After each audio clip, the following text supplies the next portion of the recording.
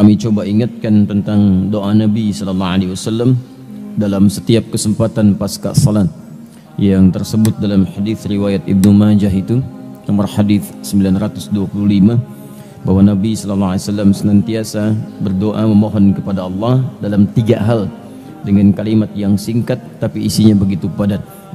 Allahumma inni as'aluka ilman nafi'a wa rizqan thayyiban wa amalan mutaqabbala. Ya Allah, hamba memohon kepadamu agar engkau menganugerahkan ilmu yang bermanfaat, rizki yang halal dan baik, kemudian penerimaan amalan yang diterima. Jadi saya sering ingatkan bahwa selevel Nabi Muhammad sallallahu alaihi wasallam saja yang sesungguhnya sudah dijamin dengan surga, dijaga dari maksiat, membuktikan syukurnya kepada Allah Subhanahu wa taala dengan meningkatkan ibadahnya, dan yang luar biasa masih berdoa kepada Allah dengan begitu tawadhu'nya, ya Allah mohon terima amalan saya. Karena itu seringkali kita bertanya, siapa kita yang bukan seorang nabi, juga bukan seorang rasul, belum ada jaminan bagi kita yang kuat untuk masuk surga, dan kita bukan orang yang maksum dari maksiat, bukan terjaga dari maksiat. Maka kita harus lebih serius dibandingkan dengan orang-orang terdahulu dalam mendekat kepada Allah Subhanahu wa taala. Ini waktunya begitu singkat, persaingannya sekarang sangat ketat. Singkatnya, jangan terlampau banyak mainnya. Ya, jangan terlampau banyak mainnya. Jangan terlampau banyak mengerjakan hal yang sia-sia. Sudah saatnya kita membuat kurikulum kehidupan yang teratur. Bahkan sholat ini dibuka dengan sholat subuh, dan ini memiliki 2 nama di antara sekian sholat yang lain. Yang lain cuma 1 nama, zuhur, asar, maghrib, isya. Subuh 2. Ya, fajar dengan subuh. Ingat, fajar dengan subuh. Fajar menunjukkan korelasi keimanan kita yang terpancar ketika mendengar panggilan untuk menunaikan sholat. Muncul pancaran dalam hati kita untuk merespon fajar. Ya, buka Quran surah ke-62 ayat yang ke-9, paling kiri sebelah atas. Ya ayyuhalladzina amanu idza nudiya lis-salati min yaumil jumu'ati fas'au ila dzikrillah. Hei orang-orang yang telah menyatakan dirinya beriman kepada Allah, kalau anda kemudian diseru di hari Jumat untuk menunaikan sholat ibadah, fas'au ila dzikrillah, maka bergegaslah anda untuk ingat kepada Allah. Zikir di sana sholat, karena sholat disebut dengan zikir. Dari mana taunya? Buka Quran surah ke-20 Thaha ayat yang ke-14. Allah menyebut kepada Musa alaihi salam untuk menetapkan Allah sebagai Rabb, menyembahnya dan tunaikan bukti penyembahan itu dengan sholat, disebut zikir. Kata Allah, innani anallah la ilaha illa ana fa'budni wa aqimis salata li dzikri wa aqimis salata li dzikri. Musa, saya Allah, tidak ada Tuhan selain saya. Ya, fa'budni. Jadi kalau anda sudah mengatakan Allah Tuhan saya, maka anda pun berkomitmen untuk menyembahnya.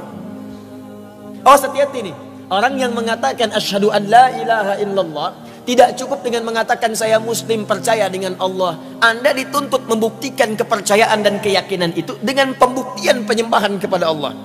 Makanya ketika Allah mengatakan kepada Musa, saya Tuhan, kamu harus yakin saya Allah, tapi tidak cukup meyakini saya sebagai Allah. Fa'budni, buktikan keyakinanmu dengan menyembah saya. Bagaimana caranya? Wa aqimis shalah. Pertama, ibadah yang paling pokok, tunaikan salat. Jadi kalau ada orang bersyahadat mengaku muslim tapi tidak mau sholat, ini menunjukkan ada masalah dalam syahadatnya. Karena nama Allah tidak sekedar menunjuk pada aspek ketuhanannya, tapi juga ubudiyah, pembuktian penyembahan kepada Allah Subhanahu wa taala. Wa aqimis salata lidzikri, tunaikan salat sebagai zikir kepada saya. Di surah Quran surah Al-Jumu'ah disebut kita fas'au ila dzikrillah.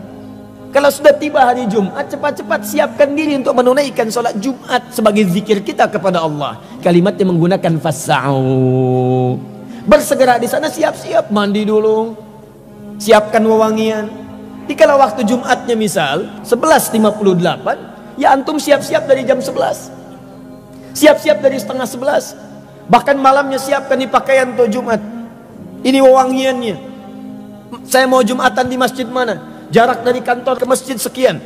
Jam berapa saya berangkat? Tiba untuk mengejar saf yang pertama. Keberkahannya banyak. Ada rizki, ada terkabulnya doa, ada macam-macam, ada ketenangan, ada pengabulan segala hal yang dimintakan, ada semuanya. Makanya saking pentingnya dan manfaatnya Jumat itu diminta antum bersegera. Bukankah kalau ada pengumuman mengatakan kepada Anda, di Masjid Al-Azhar besok ini akan ada pembagian bonus. Bonus untuk setiap yang datang ngambil saf pertama, masing-masing mendapatkan 10 juta.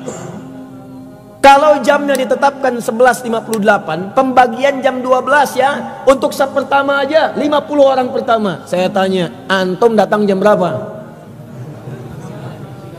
98, nggak akan kebagian, nginep antum di masjid. Kenapa? Karena antum tahu banyak hal yang didapatkan. Nah, ini kebanyakan orang Jumatan itu tidak mempelajari dulu apa keutamaan Jumat. Karena dia tidak mempelajarinya, maka dorongan motivasinya itu agak kurang untuk datang dan mengejar keutamaannya. Itu persoalannya. Padahal Jumat itu nanti diiringi dengan kalimat-kalimat yang indah. Ada kalimat tentang rizki, wallahu khairur raziqin, di ayat ke-11-nya.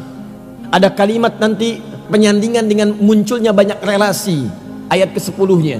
Ada banyak hal yang mungkin kita bahas di lain kesempatan. Tapi saya ingin tunjukkan, jangan banyak kita kemudian hidup mengisi kehidupan di muka bumi ini dengan mengerjakan hal yang sia-sia. Mulai sekarang petakan kehidupan dengan lebih baik. Anda mesti tahu apa yang mau dikerjakan di hari ini. Sholat kita disebut dengan subuh, pancaran kebaikannya disebut dengan fajar, waktunya disebut dengan subuh dari kata asbah. Asbah itu sesuatu yang sudah siap dengan rencana.